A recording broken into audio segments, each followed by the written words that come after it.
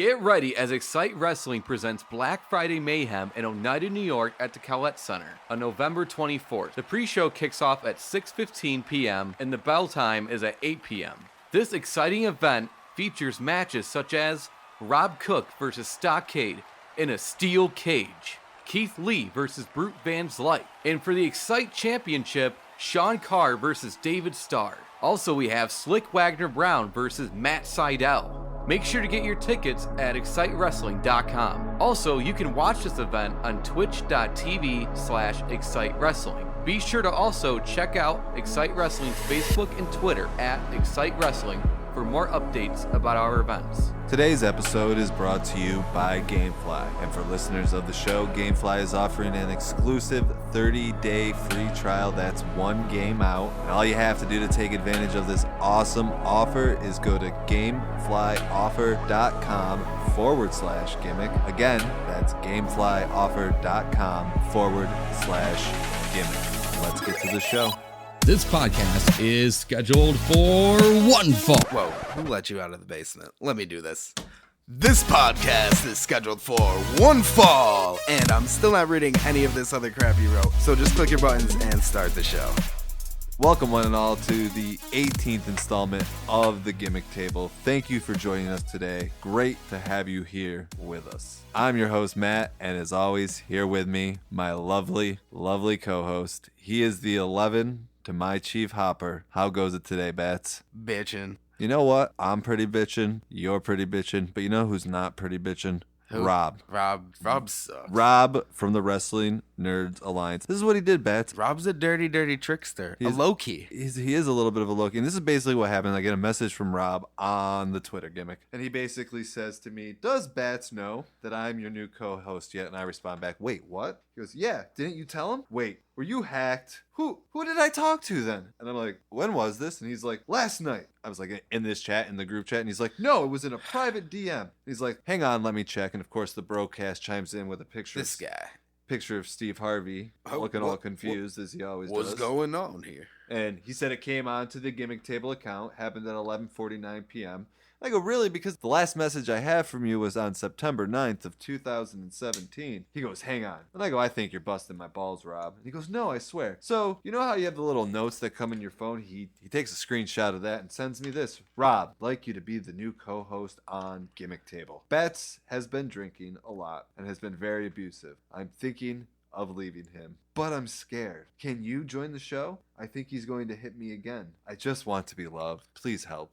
And then he goes a little further. Says, wasn't that you? I'm confused. And I go, Rob, that's not a DM. That is not a screenshot of a DM. And then, of course, he knows his little plot has been foiled to ruin the Gimmick Table. And he writes, P.S. I love you more than Kenny Omega, in another fake DM.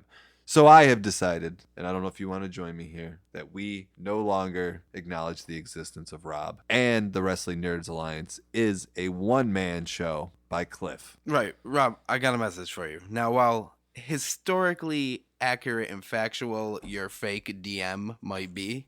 How is it historically accurate? Yo, you shut your mouth. I don't appreciate what you tried to do to my buddy, Matt. So, therefore, I disavow you. You are shunned. Goodbye. So, all we can do now is move forward. And we've been talking about Making Towns Classic coming to Nashville, Tennessee on May 12th, 2018, featuring 16 of the best women in pro wrestling, all in one night with one winner leaving with one crown. One crown. And all you got to do to stay up to date is follow them on Twitter at the MT Classic, or find them on Facebook by searching the Making Towns Classic. And now it's time to get to our guest. That's why we're all here today. So please join us as we welcome to the Gimmick Table, all the way from Norfolk, Virginia. He is DeJuan O'Neal. How goes it today, DeJuan? It goes very well. Just got home, relaxing. Of course, killed it at the gym. So now we're sitting back, relaxing, and I can't think of a better nightcap than talking Yeah, we're glad to have you here. Talked a few weeks back. No, I apologize, a little longer than that. And unfortunately, things kind of got hectic on our side. We have a lot of stuff going on. I'm definitely glad that you didn't forget about me. One of our former guests, and another reason probably why, is because my co-host Bats, I told you about earlier, he is good friends with Benjamin Banks. They're actually working on a tag team idea, the Fresh Princes. And I know you guys kind of got a feud going on. And actually, you commented on one of our posts a while back about, I said that Benjamin Banks, Bats, they're the Fresh Princes. And you actually commented back, this was before your guys' match in September. I don't know if you remember that, but it's on the Twitter universe. I vaguely remember. I say a lot of stuff on Twitter, a lot of stuff that I stuff on. I found that a way to make like the wrestling business move either for you or against you is definitely like to put it out in the social media universe to get the wheels going, because it may be something that somebody has thought of or not have thought yet. And that's definitely one of the many tools at our disposal these days to get stuff going. So remind me, what did I say actually? Oh, I don't remember. You say, what's your catchphrase again? I forget off the top of my head. Catch these hands. Yes, sir. Okay, so you said he's only the Fresh Prince of Catch These Hands, or something along those lines. Well, I mean, that I tweeted that I think at Vanguard Championship Wrestling, I was made aware like around the time that he and I were going to be like wrestling like one another. Tad bit upset that he eliminated me from the Liberty Lottery. Understandable. Ruining my shot at any championship at VCW. So we had to settle it like we do in this business inside of the ring. I actually came up on the short side of that match, but there's no denying the fact that he was in a fight. I mentioned that because, I think my co-host was a little hesitant because they're such buddy-buddy, but I told him, look, we got to do this. We can't be taking sides. So, maybe if we're ever down in Virginia, I'll tag with you. Bats here can tag with Benjamin Banks, and we can show the two of them what it's all about. Exactly. Anybody, anytime, anywhere can catch these hands, and that goes for your co-host. I'm sorry, I normally don't speak ill of the man of the house, metaphorically speaking here, of course. But yeah, we can definitely set up a tag match or a tag situation. Somebody book it. All right, we'll come when we go down to Virginia. It's on. You and I need to come up with the tag name. I'm scrawny and a vegan, and you're really strong, so we'll think of something in between those two. Oh yeah, I mean, like an old school nickname for fist are actually soup bones. So I mean, that kind of fits along with the vegan theme. We can play along with that as the podcast goes on, I suppose. All right. So DeJuan, when did you find pro wrestling first in your life? First in my life, I had to be 4 or 5 years old. And I can remember watching Bret Hart and Shawn Michaels during their 60-minute Iron Man match. At that moment, like I knew, like I wanted, people chanting my name, cheering behind me. I kind of fell in love with like pro wrestling. Obviously, I didn't, understand. And then, you go back, you do your research and watch old footage and you watch, Shawn Michaels kick Marty Jannetty through the barbershop window. And, from then it was on. It was, you fast forward about, 20 years maybe. And then, I get the opportunity to train and get my break inside of the business, and it's been full speed ahead ever since then. You mentioned Shawn Michaels, Bret Hart. Who are some of the other guys that influenced you early on? Early on, I think every kid had that fantasy about being like Rey Mysterio, because early Ray, WCW, ECW Rey Mysterio, he just did all of this cool acrobatic stuff, and it was, I think he's one of the pioneers of lucha libre inside of the United States, especially when it comes to like mainstream culture. So Rey Mysterio, he kind of furthered my love into the business, and as a teenager, it stayed with Shawn, it stayed with Bret, and Attitude Era comes along when The Rock makes his heel turn and joins the Nation. You want to be The Rock, you want to be Shawn Michaels again and Triple H DX. I think every kid has a story about getting in trouble in school, about telling someone to suck it. And I still get in trouble for that. Apparently a lot of people get in trouble. The WWE is very serious about their crotch chops. And now it's like Cedric Alexander, Batista, and even like people that I get a chance to talk to or converse with, Kenny King from Ring of Honor, Caprice Coleman, Brutal Bob Evans, and Tough Tim Hughes, Wild Man Congo. Nowadays, I'm more influenced on the business side, the marketing side, the what I should be working on side, the kind of, hey kid, come here, let me show you this. That influence means a lot more than anything that I could ever see on TV. Yeah, it's about really, getting experience for people who have been out there before you. They see your match, they can give you some tips, some pointers, show you things that you may not be aware of, and you can really hold on to that for the remainder of your career and beyond, and pass that on to other people as well. Oh, absolutely. And that's why I'm so thankful for people like Damian Wayne, Preston Quinn, Sean and Mark Denny. Like I'll post a match or something online thinking like, hey, this was a solid match. And I'll get like a message, hey kid, come here, sit down, let me tell you about this. And he's like, oh, I never looked at it like that before. And then, you just try and put a better foot forward. And as long as you're leaning towards improvement, I can't really see that you're going in a bad direction. Can't argue with that. You're obviously a wrestling fan from the ages of 4 and 5. When do you decide that I want to do this professionally? Well, I decided around like 23, but life situations didn't allow me to actually start training. And I'm actually going in February. It'll be my 3-year mark inside of the business. So I didn't really think I had like a serious chance until about at the end of 2014, going into 2015. And obviously, like I loved it. I remember taking my first bump or my first night of bumps and running the ropes and waking up the next day like, what the hell just happened to me? I'm not sure I'm cut out for this. But eventually that pain goes away. And I love it even more now than I did then because the magic really only increases. Like you see the glitz and the glamour of, WWE, the Ring of Honor, New Japan Pro, Lucha Underground. I mean, there's never a better time to be a professional wrestler. And for me, it's almost like watching Bret Hart and Shawn Michaels at 4 and 5 all over again. That's cool that you can even connect to that now that you're in the business, you've experienced it, and you can still have that appreciation you had as a young child. Well, I mean, at the end of the day, we're all big kids. Like 9 out of every 10 wrestlers is probably like a gamer or cosplayer or anime nerd or something. Like we're all like big kids, and wrestling is one of those things where you never really have to grow up, and you can always constantly reinvent yourself. And so long as it's over with the fans, you can like reinvent yourself 50 times, and every time you get to play something different and you get to experience and see the world through a different like eyesight. So I think wrestling is one of those businesses that never gets old, especially like if you can do it as full-time profession. What's the old saying? If you love what you do, then you'll never work a day in your life. Yeah, exactly. I mean, if you can make money doing what you love, you're going to be happy and you're going to create quality product regardless of what it is. Exactly. I couldn't agree with you more on that statement, especially when, you sit around and you brainstorm, hey, I need something fresh, I need something new, and you'll, call a graphic designer and they'll design a new t-shirt for you and you're excited about that. You'll call a gear designer and they'll design a new set of gear for you and you're excited about that, and merchandise, and you get to get excited every time that you try and do something new, especially if it's over and it becomes lucrative for you. Yeah, like even doing this podcast, I love making the covers for all our episodes. Like I like to do a little custom cover. If you've checked any of them out, you'll get one too, free of charge. Yes.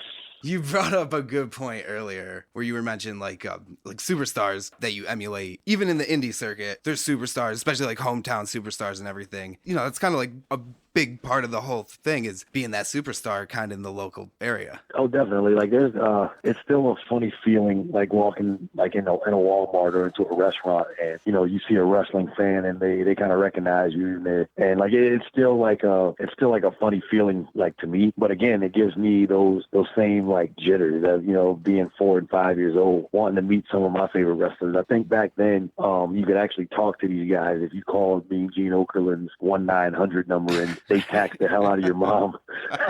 Yeah, like only $5 a minute. It's only going to be $5.99 for the first minute and $2.99 each additional minute, and they put you on hold for like 35 minutes, and then your mom is wondering why the hell the phone bill is so high. It's like routed out of Tokyo, so there's extra long distance charges on it. Oh yeah, and there was no ghost IPN or nothing back then, and they didn't even try and camouflage it. Like it was 1-900, so you knew that you were being paid. You knew that you were going to pay for it. You didn't care though. You were going to get a chance to talk to them. Yeah, you got a chance to, and as a kid, like that's the only thing that matters.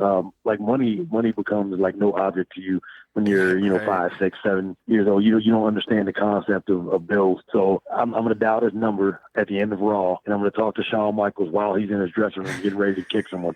Like that's the only thing that matters. And you don't realize you just blew a whole week of your parents' paycheck.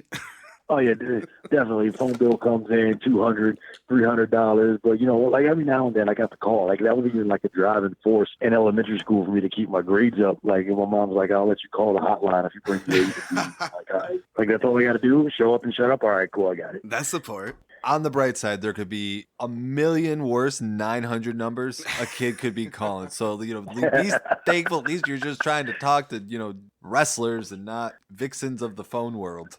Or Miss Cleo. Well, I think actually they had toll-free numbers. Like it's like Vince McMahon's like, yeah, screw your innocence. I'm going to tax you. But if you dial this 1-800 number, you can talk to this lady about putting things in strange places. Like what was that? That's the 90s for you. Who didn't love the 90s? Clinton was in the White House.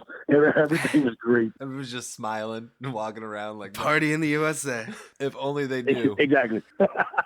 I want a time machine just so I can go back to like 93 and 94. 94. During the impeachment trial, you could get away with anything. Oh yeah, and just blame it. Hey, the president did this. I mean, I think actually around that time, like the mayor of D.C. got caught in some stuff too. So yeah, wasn't he smoking crack? So, yeah, something like that. So it's like, and then he got reelected. Yeah, he did. So your parents would be like, "Hey, don't do drugs, kid. You'll never amount to anything." That's bull. I got a mayor and a president. Like, what are you saying right now? Hey, we need a time machine, Bats. We got to figure this out. I heard you can order some crystals off eBay, and you build this thing out of like an old Mac computer. We can use Cade. You don't even need that. You just need a couple of hot girls, some energy drinks, and a hot tub. I think you're good. That's true. Fair enough. You need those Fair special enough. Russian energy drinks, though, and I ain't into doing any deals with Russia. Hey, I'm not touching that one. Yeah. Before the FBI is investigating the Gimmick Table podcast, we're gonna move back onto wrestling. So, where did you start your training? We'll just segue with that.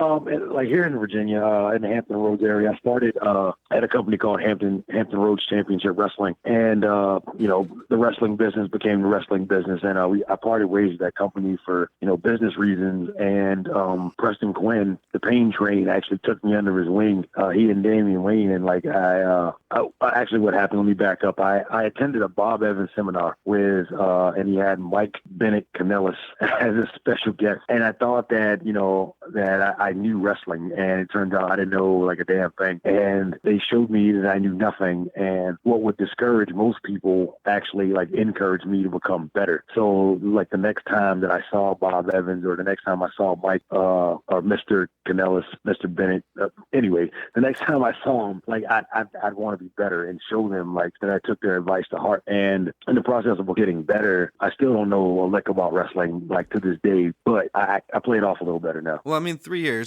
You're still pretty new to the business. I'm still very new to the business. Right when you think wrestling's one of those businesses, right when you think you got it figured out, either the landscape's changing or there's somebody always pointing out something that you could have done differently, not necessarily better or worse, just differently. And there's something else for you to consider. That's one of the main things that I love about wrestling, is that you never ever figure it out. And I think it's good that you see that, because I feel like there has to be some people out there who even very early on, they've been a fan their entire life. They decided that they're going to start training, and from the get-go they think they know everything about everything. And the fact that you kind of don't take that approach to it, where you kind of say, hey, I'm 3 years in, I know I still got a long way to go. At this point, what I know is very limited, and I don't know a lot, or as you put it, I don't know anything about wrestling. And I think with that mentality, you're allowing yourself to be open to far more advice from other people and to actually grow as a wrestler in a positive direction. Right, and getting more perspectives to the picture is always going to help you see it clear. Well, I think that one of the things, like it's not just in wrestling, but a fact of life, is the minute that you stop learning is like you're dead, mentally, there's no point, or there's no excitement, or there's no fun in it. Like the minute that you figure it out. Now, going out and performing like a body slam or a drop kick, like that's the easy part, but figuring out like why do it and when inside of a match, that's the key. And when it comes to that, like I'll tell you, like I know nothing. Like, I can go out and we can walk inside of a gym, and I can show you everything about every piece of equipment inside of a gym, what it works, what's the benefit of it, and everything. And that's a skill that you can kind of like master, or dieting or anything like that. But in a wrestling match, you're playing director, actor, and producer all at the same time. The minute that you think that you got to figure it out, I feel like you get complacent, and one or two things happen. You either lose the love for the business or you hurt someone. And those are both very dangerous mentalities inside of this business. Yeah, exactly. That's going to be detrimental to your career, and one can also be very detrimental to somebody else's career, and that's got to be something very heavy to live with. I mean, I would imagine so. Even like a while back, I was in a ring, and it was like a freak accident where I gave a splash to someone in a corner of the ring, and their head snapped back and hit the actual turnbuckle, and it concussed them. And like, I was beat up about it for months. Thankfully, he recovered, and he's resumed his career, but definitely something that you don't want on your conscience. Exactly. So you go through your training. When do you make your debut, and what's going through your mind moments before you're about to enter the ring that very first time? So I go through my training. I made my debut February of 2015, and the thing that's going through my mind is, holy crap, this is actually happening. And I looked like, I don't know, like I looked like someone who like went through some stuff together. I remember I had shorts like the Usos used to wear. They were baggy and white, and I just ordered them off like Lucha. I came out, I didn't have a jacket. It was like a sleeveless hoodie and like a face mask, and I didn't even know who I was as a wrestler, obviously, because it was my very first match. But we got through it. The guy that I was in the ring with took very good care of me, made sure that I didn't stick up the joint too bad. But the entire time, my stomach is in knots, and I just remember being like, oh my goodness, like I did it. I'm a wrestler now, and looking back, like the me now has a lot to say to that kid back then. Now, it's funny you should mention your equipment struggle for that first match, because when me and Matt watched one of your matches on YouTube, we were commenting about how you had a really nice boots, and your gear was really good. Which match was this we were talking about? You have the it's like a red, black, and blue and white. Okay. I'm tracking now. Well, I mean, that's like definitely new gear. One of the things that was like pointed out to me from Bob and Mike was, hey, a good look gets you at least a foot in the door. It gets you in the room, at least. At that point, like I started to like invest in my gear. No more things that, I mean, and again, this is not throwing shade at anyone who shops, Lucha, High Spots, or anything that has like mass-produced gear. That's not a shot towards them, but what do you do that makes yourself stand out? My gear now is like custom made. I literally had someone design it. I found a lady named Jenny down in Las Vegas working for Z's Creations, who has a quick turnaround time, and she makes everything to fit. I appreciate your compliment on the gear. It definitely lets me know that, surprise, surprise, Bob and Mike were right about gear standing out. Well, I mean, it obviously makes you look more professional. Yeah, I mean, and wrestling is such an image-based business that, exactly. If you can come out and have the most garbage skills in the world, but someone can always teach you to wrestle. They can't teach you how to be a professional. Right. You can't. I mean, you can even have charisma and everything, but if you don't look good, I mean, people aren't going to want to look at you. Exactly my point, and that's the point that they made. I remember doing this seminar. I had some biker shorts. They were wrestling trunks, I guess, that I got off of like eBay. But it's the same ones that like 90% of like indie wrestlers have. And Bob was like, "Yeah, I can tell that you're new. I hate your gear." And I mean, and like I've never had such a loving slap across the face. That makes sense. Oh, yeah, it's kind of like, hey, yeah, I don't want to like push you away, but if you want to be successful, you got to change something here. Because you're right, because especially nowadays, there are thousands of wrestlers. I think there's probably more wrestlers out there than there's been in a long time, and there's been an explosion on the independent scene, and there's a lot of good wrestlers. You have to brand yourself. Well, not even that. You have to stand out. If everybody was wearing all black right, you trunks, have to be different, and you have to own that. Oh yeah, no doubt. I mean, I can't tell you how how many locker rooms I've walked in and everybody's wearing red and black, or everybody's wearing like, black and gold. And I'm like, okay, well, let's get some hot pink trunks. Let's see what happens. And, it's all about setting yourself apart, because you're absolutely correct. I think wrestling is in a place now where there's probably been more people at least attempting to do it than there has been in a long time, especially with, schools. There's schools and federations and companies and promotions that are popping up out of the woodwork, and everybody has like 10 guys. So what are you doing? And branding yourself is correct. I mean, that goes with, merchandise, hashtagging yourself, doing podcasts. I mean, you guys are helping like my brand be pushed, and hopefully I can turn some people over as well. And then, one hand washes the other, but it's all about setting yourself apart. Yeah, I mean, that's what we're here for, is to help promote you guys.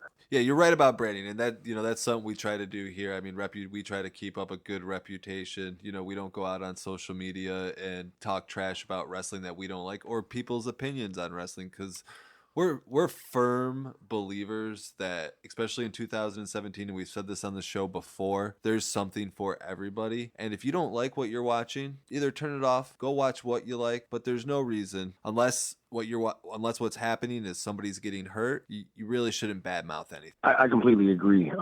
Again, I know I keep referring to the great man Bob Evans, but he believes in the army of kindness. And you're right. There's a style of wrestling for everyone. Like there's Lucha Underground for people that want to see like flippy wrestling. There's Ring of Honor for quote unquote the best wrestling on the planet. There's the WWE who feel that they are the kings of wrestling and act as such. And there's so much stuff out there for everyone. And if everyone focused on what they liked instead of what they didn't like, I don't think that'd ever be a bad word uttered, especially when it comes to wrestling. Other than that salty veteran in the back, hey kid, you thought your match was good? Come here, let me tell you this. That's something that's needed. We would get rid of all the toxic nature that, especially on social media, from fans. I find some of it to be just a little daunting, how people treat one another just over who they like and what they like. You know what? The funny thing about this is, like, you and I differ on this opinion. I think that fans have a right to say what they want. I mean, granted, like, cheering, someone getting fired or someone getting injured. I feel like there's no place, not in just wrestling, but on earth for that kind of stuff. But when it comes to like a fan getting into like a heated debate over who they like and who they don't, that's like a wrestler's dream. Like, the worst sound that a wrestler could hear, in my opinion, is nothing at all. So our job is to invoke emotion. There's nothing wrong with a debate. Don't get me wrong. People should debate. People should talk. There's two ways you can go about it. You can be positive and constructive with one another, or you see sometimes on social media where you can be savage. Right. You could turn it to basically a savage, where your point gets lost in the shuffle and it just becomes about the insult. Yeah, and that's an unfortunate casualty of not just wrestling, but like life in general. Two people have a disagreement, and they may not be able to articulate it well, and then next thing you know, hey, you're fat, hey, you're bald, and then it's about like being fat and bald instead of what the original point was, which is sad. But I mean, it takes all types of people to have a debate and a world. I think overall, the debate and even like maybe verbal sparring, is even healthy, because for me, like, I'll watch fans go at it about a particular wrestler, and it kind of gives me an inkling of what works and what doesn't. And do you think maybe that kind of helps you develop more of a thick skin when it comes to that, so it even comes with you into the ring, like fans jeering at you and everything, kind of let it roll off your shoulders? Oh, for sure. You have to. I've in the ring, I've heard so many insults, anywhere from steroid user, and I was at one show at one promotion in one state that I'm not going to bury the company, but I was a heel at that show, and like a fan literally called me the N-word. So like it was like it's like one of those things, and everyone is like, hey, are you okay? Well, yeah, I'm fine. I'm good. Like, he didn't come in the ring. I didn't feel like my safety wasn't in danger. Like, it's sad that he has that view, but, he's entitled to that opinion if that's what he wants. But it's kind of one of those things where, like, now everything rolls off your back, especially when you get jeered from, like, that fan has had like 5 or 6 cold ones, and, he has no filter, or she has no filter. Right. And now, to be fair about the steroid comment, you are pretty jacked, man. I don't think you use steroids, but Yeah. you are huge. Hey, that's an hour and a half to 2 hours a day in the gym. Right? Hard work. I mean, well, if I can't execute a wrestling move right, I at least want to look like a wrestler.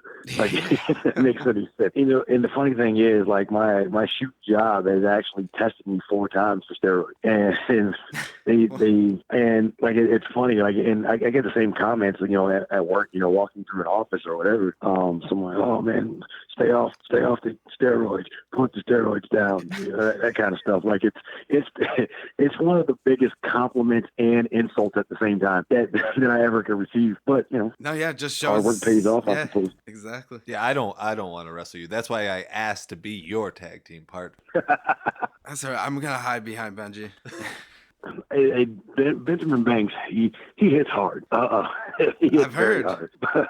I mean, but I'd be more than happy to step in a ring across from him, any point, any time, anywhere. And he hits hard, but I believe that I hit harder, and that's my opinion. So Yeah, I agree. That's again why I picked you to be my partner.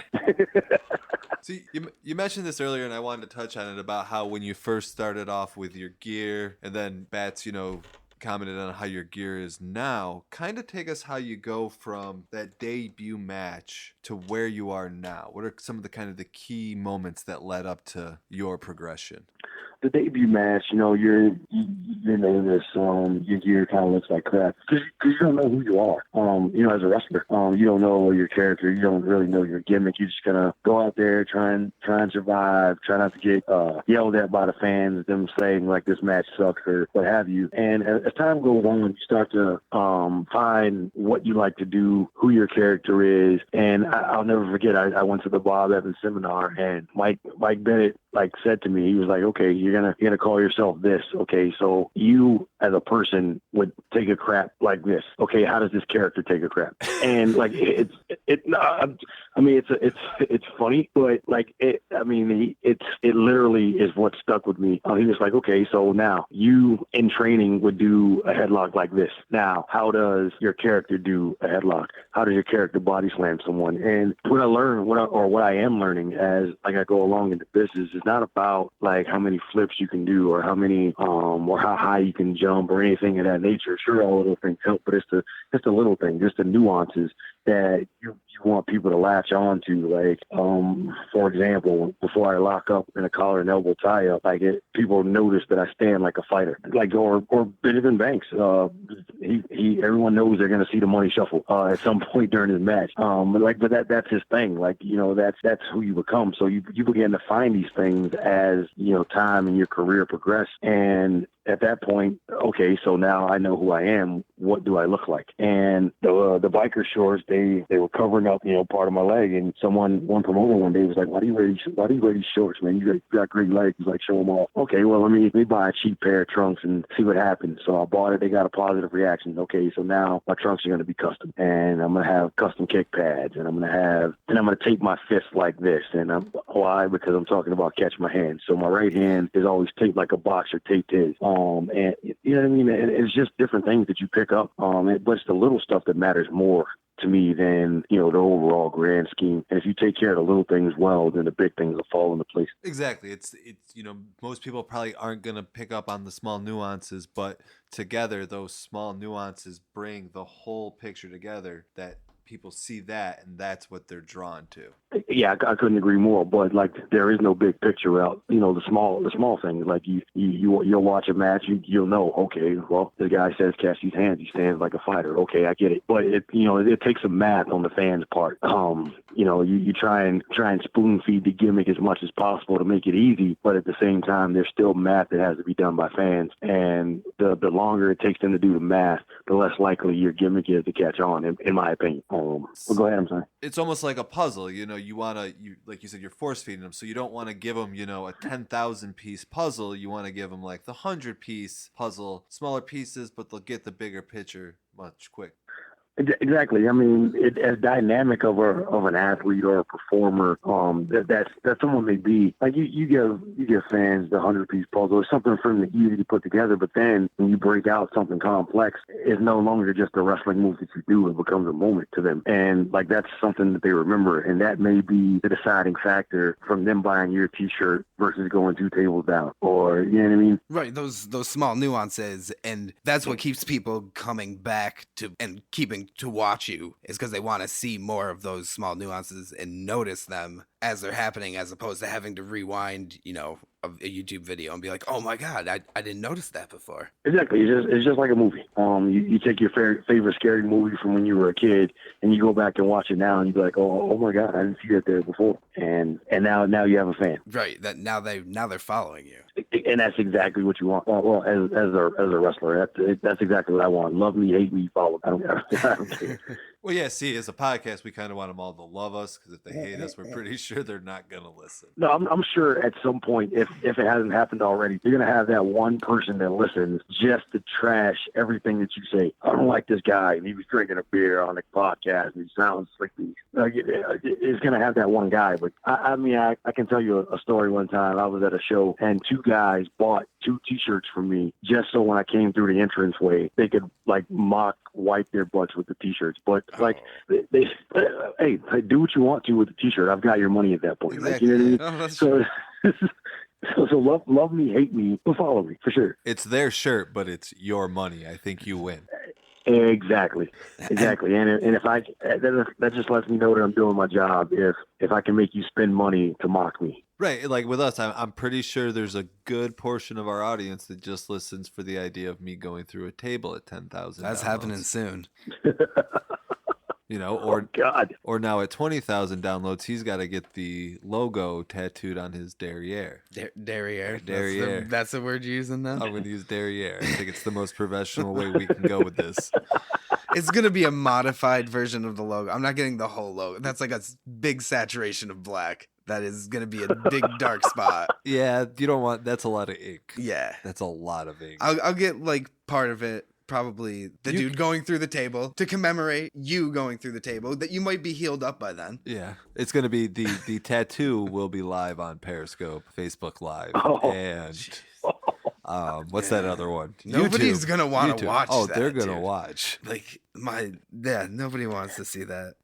No, I think everyone wants to see that. But see, like again, going back to those people that troll people on the internet, people are going to want to watch it, not to see you get the tattoo, but to see the pain that you go through. Yeah. And then that could probably generate more viewers, because they're not going to say, well, these guys did this. What else will they do? And who knows? That may actually make you gain fans. No, I don't want to set a precedent for that. And we don't even do it for ourselves. We do it to build a platform, And for the record, I don't have any tattoos, so that's gonna be my first and maybe only tattoo. Oh my! That's gonna feel real pleasant. But there's a lot of tissue back there. It may not hurt at all. Yeah, start doing squats or something now. Get it nice and. No. The more muscle that's back there, the more that it hurts. I know. Speaking from experience. Yeah, but see, it's a dilemma, because do I want it looking nice for the camera, or do I just want to pad it up so it doesn't hurt? I gotta find a happy medium. The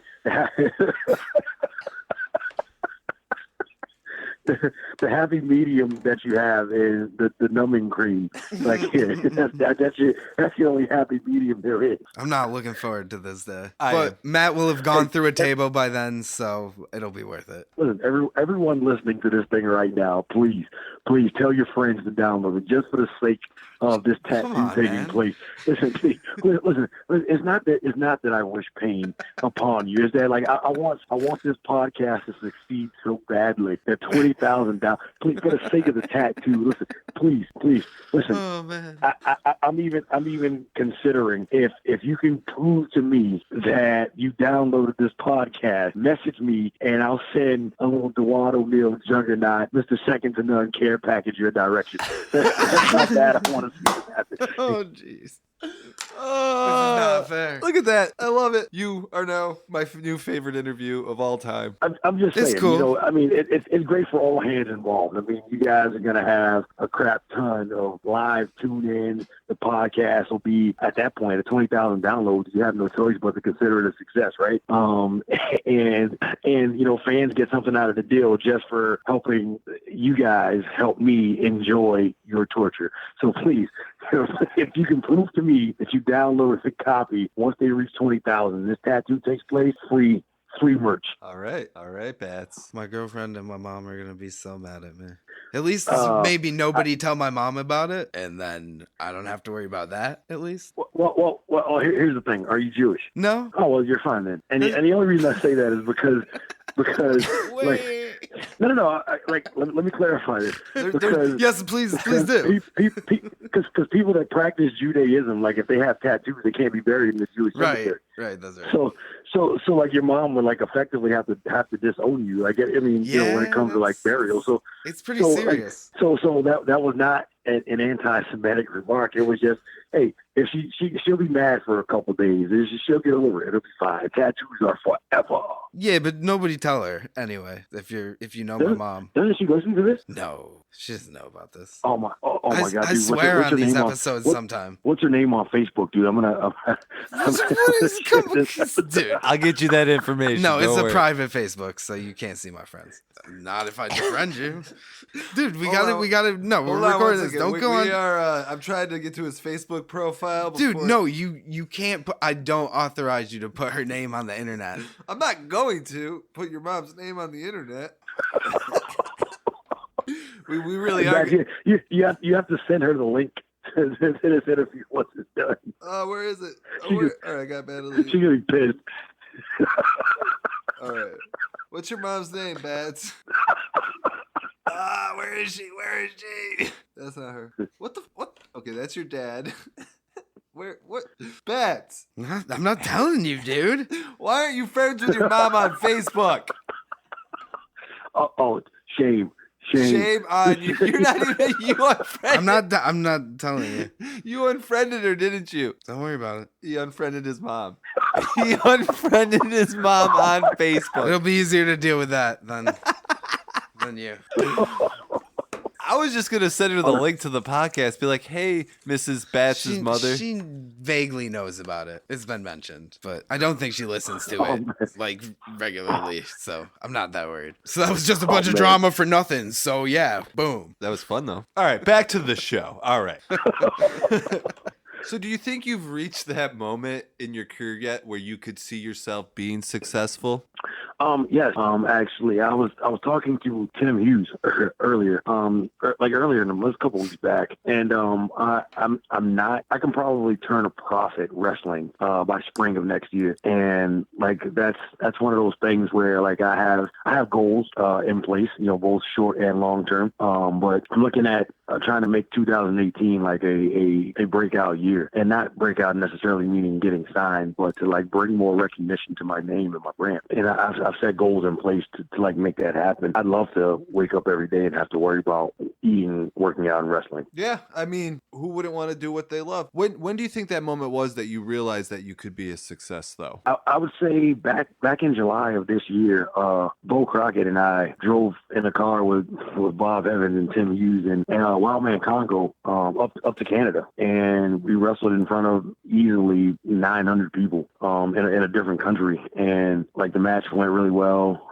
My opponent, you know, I managed not to kill him. You know, we both survived the match, and like it was good stuff. And that was actually my second trip to Canada. And at that point, I was like, okay, I have to do this. Like I want to do this. Like I'm good enough to do this. And at that point, I decided to bet on myself, and it's paying off so far. And we're definitely glad to hear that. Now, with wrestling, you know, there comes intangibles that somebody has to have to be successful. You can be athletic, you can know the moves, you can be charismatic, but if you're not able to put those all together with, you know, the intangibles somebody needs, it's not going to work. What intangibles do you believe that you have that make you able to be successful? The ability to break things down to like their basics.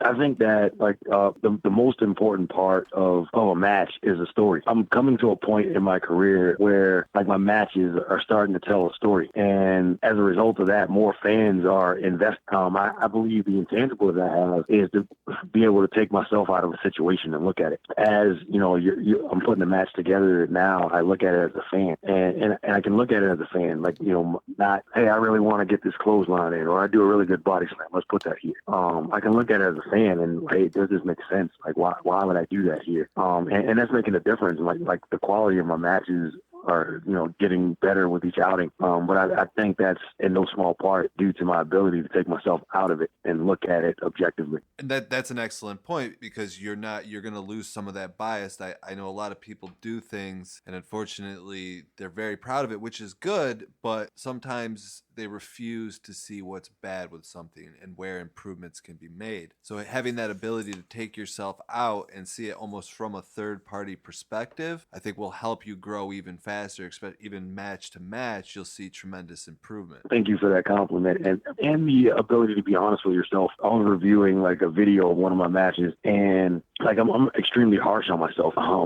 Where I went to go hit a splash in the corner, and I was like, oh, that was lazy. Make sure I tighten that up, or that was sloppy. Let's make that more crisp. And the next time I'm in a ring, not a show, but training or what have you, I'll work on that to like make it more crisp, more passionate, more vicious, more whatever. But that comes with like being honest with yourself. Like I feel a key to success in this business is being able to look at your own match and not mark out over yourself. Like you're not the second coming of whatever insert greatest wrestler ever. You're not the second coming of Ric Flair. You're not the second coming of Shawn Michaels. Like look at the match and be honest with yourself. Hey, I can tighten this up. I can improve here. I need to do this. And being honest with yourself and being objective about the match as you're constructing it, I think go a long way. No, you're definitely right. And that gives you, like I said before, gives you the ability to grow. And that's in anything that you're going to do in life. That's going to be the most important thing that you have to do to be successful. I definitely think so. I find success that way, even not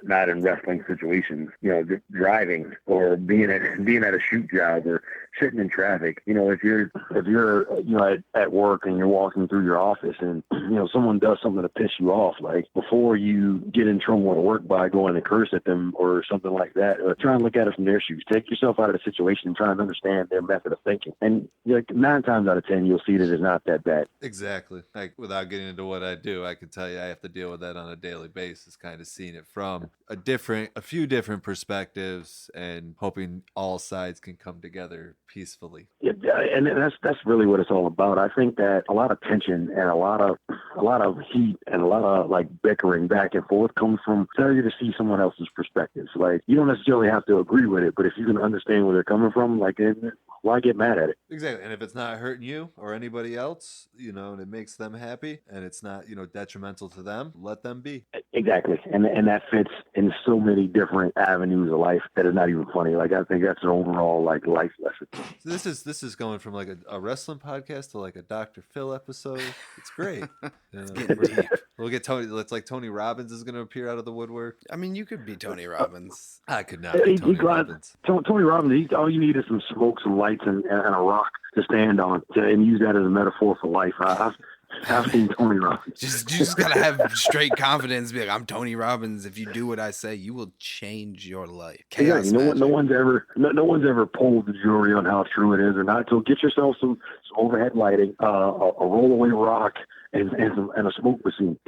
You can be Tony Robbins. All right, I'm gonna do it. I'm gonna be the new Tony Robbins. All right. I support it. Oh, cool. I have a sponsor. I'm gonna charge you a lot. I'm not gonna pay you anything. 20,000 downloads on here. I mean, whatever. It could happen. Yeah, I'll be making like no money. Yeah. Oh no, we need a lot more than that. We need like 20,000 a day, a month, pretty much, to be in that podcast. To have our Scrooge, we've mentioned the Scrooge McDuck podcasting. One day that we're going to have. It's in our. We're really big on the L. Ron Hubbard and the chaos magic, right? So we every night before I go to bed, I envision my my Scrooge McDuck money vault. It's podcasting money, and I just dive into it every night. Swim in it. I do, yes. I got floated on because I'm not a very good swimmer. Oh, well, I mean, you can't really drown in money. Suffocate maybe, but not drown. You can drown in lack of money, though. Yes, you can. That's the life that indie wrestlers like experience.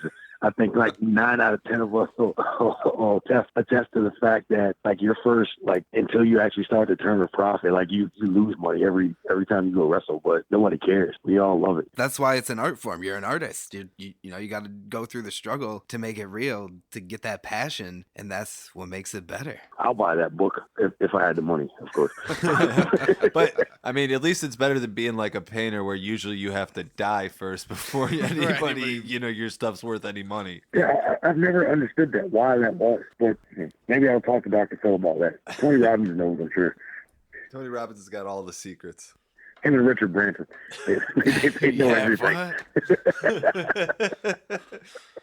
So we've kind of touched on the success that you've had. How do you deal with the bad times? Because we all know, you know, if you fail, it's part of life. You have to fail. How do you deal with that and move forward?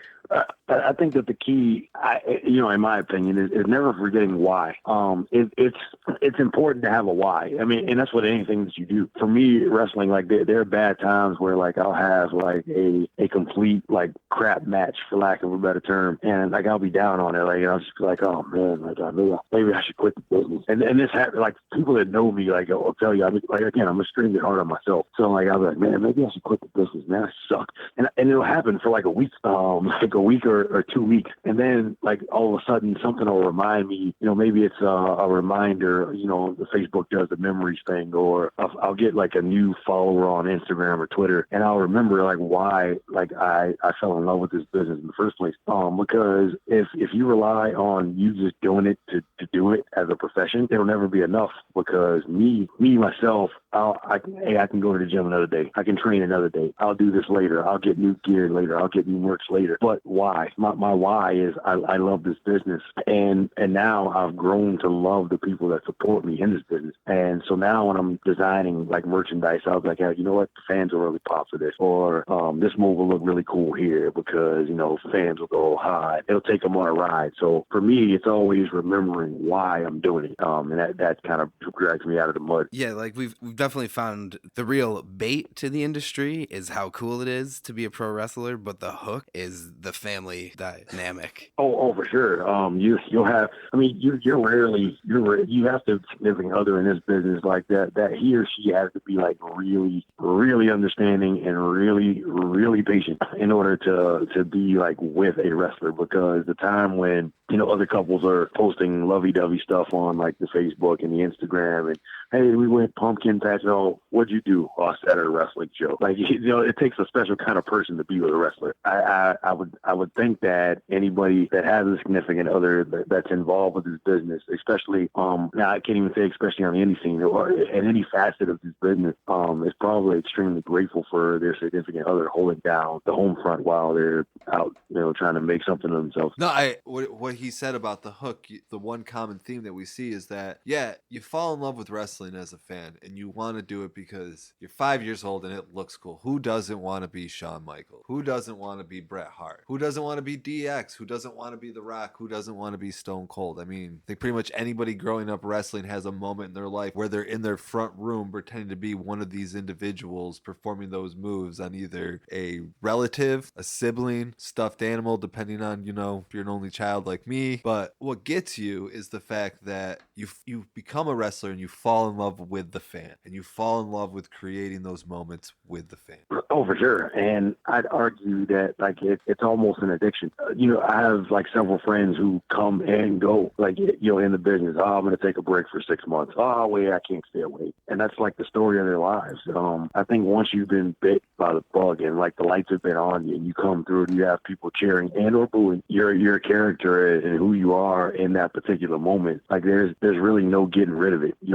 I think that anything else that you try and do, you'll always be chasing that moment. That's in my opinion. Well, no, I totally agree. And with anything, fame is definitely an addiction. But like you were talking about before, like going to Walmart and someone recognizing you there, like you want that to happen. That makes you feel good. Like that's addictive. It is. It's one of the craziest feelings ever in the majority of the companies that I go through. And like when I come through the curtain and like there's kids lining up and they want to like give me a high five, or during intermission they're coming to my table and they want to take a picture, or they want a hug or a signed photo or whatever. It makes you feel good. It makes you feel like that you're actually like doing something, and on a deeper level, like you actually are. You never know what kind of week or what kind of day that person's having when they interact with you, but for that particular moment or for that time that they spend with you, that they're laughing and they're smiling, and it could make the difference in that person's day. Well, that's probably what makes it most addictive, is knowing that you actually have an impact on people. I agree with that, especially on a human level. I think the majority of the people that I've come across in this business are actually genuinely good people, and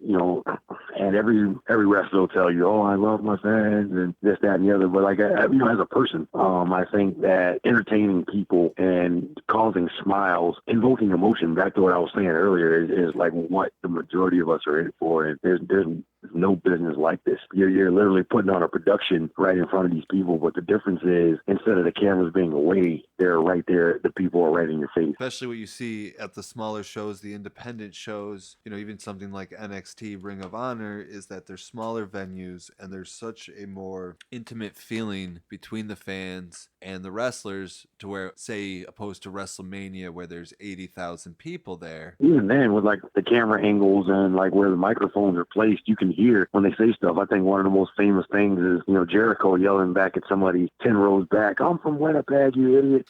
But that was one of those moments where, he fed back to that guy, and, you don't think that they can hear you, like, especially at a big venue like the WWE, but you can, especially like wrestling offers like little vantage points and little windows where you can interact with people, and it's great. Right, and like that's what's good about these small indie promotions, is you get to interact with those fans. You don't need all that microphone setup and everything. You can hear them right up next to you. Oh yeah, it's phenomenal.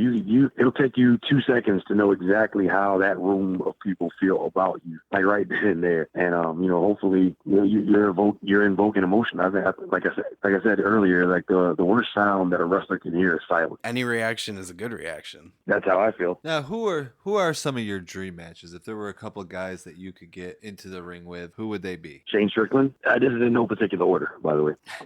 So Shane Strickland, ACH, Sammy Guevara, Keith Lee, Leo Rush, Jeff Cobb, any one of the Bullet Club members, Kenny King. The list goes on and on. I feel like, but they're dream matches for me, because I feel like not only could it be a good match, but I feel like I could learn something from everyone at this point. And I think that there's certain people that my style of wrestling compliments, and there's certain people that my style doesn't compliment, but like it'd be a fun challenge trying to put some stuff together. That definitely I find to be one of more of the loaded questions, because I think, especially in today's day and age, we talked about it earlier, there's so many good wrestlers. I mean, everybody probably has not just a list, but probably a notebook full of guys that they would love to get into the ring with. And the great thing about wrestling in 2017 going into 18 is that your notebook is not impossible. It's not impossible. I said Keith Lee I'd love to have a match with, but I literally 2 months ago was in the same locker room that he was, so like that match could have very well happened. And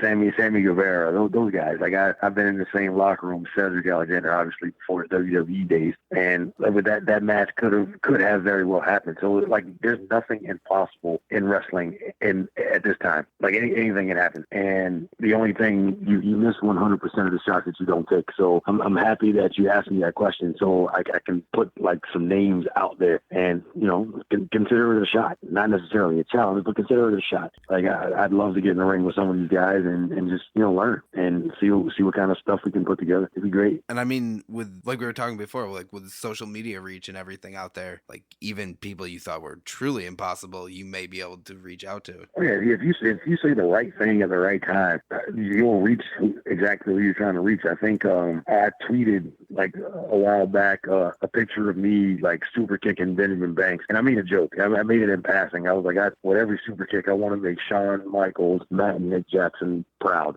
and they both actually tweeted me back, good for them, or they joked back with me. So like it's not out of reach.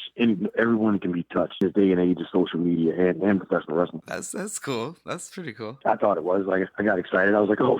No, that's great. No, I think everybody kind of marks out a little bit whenever they get a like or a retweet or a comment from somebody who's got either famous or's got that little blue check mark next to their name. We're all in chasing the blue check mark. Gotta get verified. Gotta get verified, man. So speaking of social media, how do people get a hold of you? There's several ways to get a hold of me. My website, DeJuan, DEJUAN1.com, is probably the quickest way because it has links to like everything else. My Twitter is DeJuan, DEJUANONEAL 22N. That's my Twitter handle. 22N obviously standing for second to none. Instagram is DeJuan O'Neal 1. YouTube page, Mr. Second to None, DeJuan O'Neal. Facebook, DeJuan O'Neal, or the Juggernaut. The is in all caps. And I think that's all of the platforms I have. I'm sure there's more, but they escape me at the moment. We'll link them in Twitter and on the Facebook page and Instagram. Well, we'll actually put them in the show notes. That's what Yeah, that's what you do. Yeah, I put them in the show notes. Now, before I hand things over, I have 2 questions left for you. When it's all said and done, what do you want your mark to be on the world of wrestling? I don't know. I'm honestly still trying to figure it out. I could give you the obvious answer and say, I want to go down as one of the greatest ever. But at the end of the day, I have a name and a reputation. In terms of what mark I left on wrestling, I want to show people that you can go be kind to everybody and not have to be cut through and be a success. That's a perfect answer. I mean, that's the one reason I like that question is you kind of see where everybody stands from, and we really get some really humble and, heartwarming answers. And I don't know why I used heartwarming to describe that. A little strong. I'm a little over emotional today. I think I'm just so happy with how well we've been doing that, I'm just all happy-go-lucky, everything. No, one down low close to the tattoo. I'm more concerned about the table. I don't care about his tattoo because the table happens first, and that's close. Matt could forget about the show and the tattoo after the table. So I don't think he's going to let me forget. I've been through a table and I have plenty of tattoos to go around. I can tell you that a tattoo hurts worse than a table. Oh, thank yeah, God. Well, Matt weighs about as much as your thumb. Well. I weigh 150 pounds. All right. With like a full soaking wet winter coat on. No way. I always weigh myself in the nude. So now you've got to figure in some physics, gravity at 10 meters per second, 150. Oh yeah, it's gonna hurt. As long as I don't end up like Dean Ambrose at TLC, because when I was watching that, I was cringing and just wanted to cancel the podcast right then and there. Oh yikes. I didn't know it standard for trampolines, ladders, and chairs. Oh my goodness. I saw that and I cringed myself. I was like, oh God, I hope he's okay. Now, when can people see you perform? Let's see. There is November 11th. I'll be at Rising Generation League in North Carolina. The 17th, I'll be at Shockwave Entertainment in Havelock, North Carolina. The 28th, I'll be WrestleCade. I won't be performing then unless Brian or Tracy from AML WrestleCade camp give me a call, and then I may get in the Battle Royal down there. I was wondering if that was intentional. December 2nd, I'll be Classic Pro Wrestling here in Virginia. I'm sure there's some Nova Pro Wrestling date sprinkled in between there, and who knows, I may turn up in Baltimore Championship Wrestling to catch these hands to it rolling, and we're live. And then we'll shut it down for Christmas and open back up the first weekend in January. And I'm excited for 2018. Yeah, you got a busy end of the year. I can't imagine how much you got in store for next year. That's how it always is, and this is actually like a watered down schedule. I tend to sprint the beginning through the middle of the year, kind of jog through, fall and like relax during the winters, to heal and recuperate and, recalibrate my mind. So, these shows are like, that's nothing compared to what it was in January. Actually, 2018, I'm going to attempt to wrestle on 3 different continents in 2018. So wish me luck.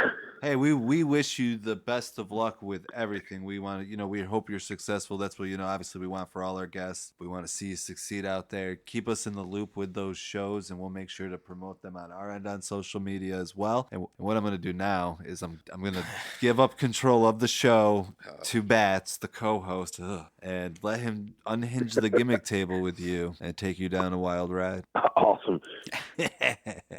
Well, I hope you've enjoyed your evening with us tonight. So we're going to do, it's not really like a game. There's just a couple caveats to it. So I will do like some David versus Goliath matches. So the first caveat here is I'm going to name a nice, large Attitude Era wrestler, and you are going to name an indie wrestler who you think you should fight them during the Attitude Era. And during the Attitude Era. Yeah. Okay. And then you can only pick one of them, so you got to be careful because you can't change your answer. Okay. All right. So first up, a true Goliath, Undertaker. Keith Lee. Okay. And let's move on to Bret Hart. It's not biggest, it's metaphorical Goliath. Oh, okay. Okay. So what you should have specified the fact that they were. Oh, okay. They were like Goliaths. Right. Well, that's the spotlight. Right. Goliath Attitude Era wrestler. Oh, whatever. Gotcha. All right. Well, Taker was fine. Shane Strickland. All right. HBK. Sammy Guevara. Stone Cold Steve Austin. Ken Dixon. There's 3 more, so you got to pick one of them. The Rock. Ooh, The Rock. Timmy Lou Retton. Ooh. About Triple H. Triple H. Bobby Shields. All right, so here's the last guy, the big boss, Vince McMahon. Vince McMahon. Ooh. Tracy Myers from AML, the owner of AML. Oh, all right. So out of all 7 of those, who would you wrestle? Who would I would wrestle The Rock. I was hoping you'd say that because he is another beastly looking dude. I mean, I feel that's like more of a Goliath versus Goliath, but okay. You get more bang for your buck that way, I think. Right? So, somebody might go through the ring. We make that a goal. At least people know you're trying if you're trying to go through the ring. Exactly. I wanted to snap one of the boards. You just put a human-shaped hole right through the bottom. Yeah, he's electrifying.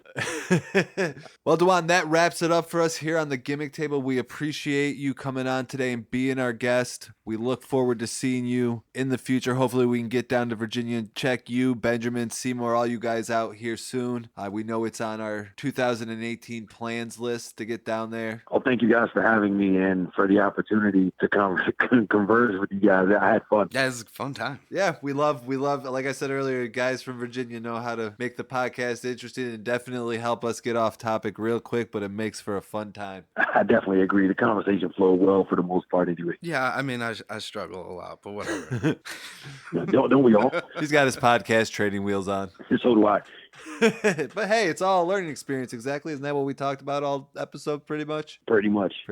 Never stop learning. Exactly. Hashtag it. I'll take those training wheels off one day. One day when we get that. Why? It's much easier to ride a bike with training wheels on. Why take them off? It's true. It's hard to go off jumps and like do sweet grinds on a rail. You might just kill yourself if you try to grind a rail with training wheels on. I'm going to see you on an episode of Ridiculousness. Thank you. Full Scorpion. Just pay attention to Twitter. It'll be right around the same time I'm looking for a new co-host because my other one died. No, you'll be on Ridiculous for going through the table. No, that's going to be copywritten video. All these things are true. 20,000 downloads, free merch if we get there. I promise. All right, that wraps it up for us here at the Gimmick Table. Thank you once again to DeJuan O'Neal for joining us. We had a wonderful time, Bats. That was a great episode. A lot of funny off-topic situations arose tonight. I can tell you that much. I concur wholeheartedly. Unfriending your mama on Facebook. Shame on you. Shame on you. Don't worry about it. Guys, we hope you enjoyed the show. And if you did, make sure you subscribe to us. We're on iTunes, Google Play, YouTube, Stitcher, and iHeartRadio. And you can get all our episodes on gimmicktablepod.com. Also there you can find links to all our Gimmick Table gear. We got t-shirts and hoodies for sale. And you can join our Patreon for as low as $1 a month, which is going to get you entry into exclusive Patreon-only contests, as well as exclusive merchandise that is only available to our Patreons. These are going to be special t-shirts made by Bats himself. Seen the Bullet Club parody? It's out there. That's going to be year one Gimmick Table t-shirt. And don't forget, a portion of our funds do go to support indie wrestling and give back to what we love. And also make sure you interact with us on social media. We love your feedback. Get yourself a shout on the air by doing so as well. You can find us on the Facebook Gimmick by searching the Gimmick Table podcast. We also love our Twitter Gimmick. Wrestle Twitter is Wonderbar, and we can be found there at gimmick_table. Or shoot us an email at gimmicktablepodcast@gmail.com with any questions you may have. What? Why are you looking at me like that? I just don't want to be affiliated with you using the word Wonderbar. Wunderbar. What's wrong with Wunderbar? You're not German, I first know I'm of all. not. That's why I say Wunderbar, not Wunderbar. Wunderbar. Wunderbar. Uba. Uba. All right, guys, we have a lot of friends out there. We have the Wrestling Nerd Podcast, which is the greatest one-man show ever. Cliff, you do a wonderful job on this show. I don't know how you do all this work by yourself. Your wrestling insight is thoughtful. It's some of the best opinions I've ever heard. And again, you do it all by yourself. There's some weird crackling, like heavy breathing in the background. I don't know what that might be.